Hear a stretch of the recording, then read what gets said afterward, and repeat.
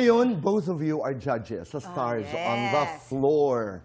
Naging bisita namin dito si Rodjon at saka si Dasuri, si Glyza. JM. Oo. Medyo nahihirapan sila sa amin kasi handa ako.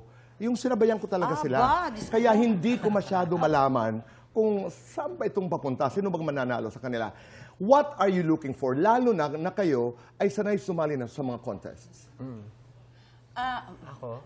Ako muna. Oh.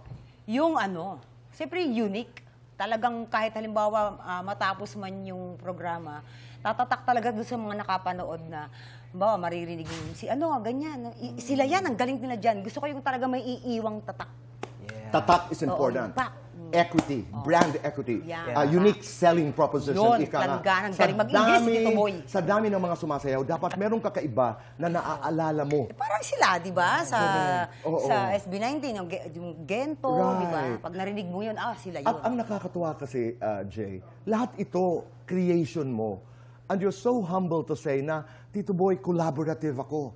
Nagtatanong ako. That's why I'm able to create, di ba? Yeah. As a judge, sa Stars on the Floor, ano ang hinahanap mo? Para sa akin kasi, pwedeng ikaw yung pinakamagaling, pero hindi ka ready.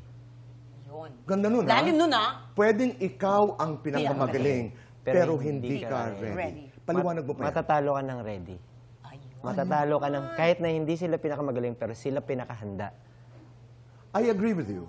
Oo, Tama yan. di ba? Kasi minsan, pag hindi ka ready, sobrang tiwala mo na you don't exert much effort because you know dadalhin ka ng likas mong talento. Tama.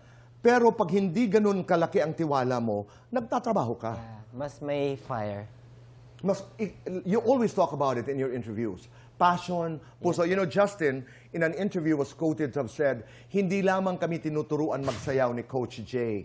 He also shares with us what passion is all about. Itinataas mo ang kanilang confidence.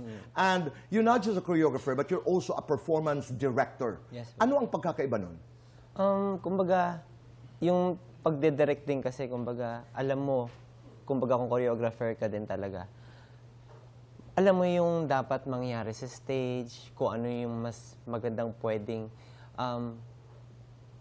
pang i-enhance, and then pagko-coach naman, kumbaga, nakikita mo yung weakness ng tao, or din ng dancers, kumbaga, yun naman kakausapin mo. So lahat, naiikot ko lahat yun kasi alam ko yung pakiramdam ng bilang performer at audience. Right. At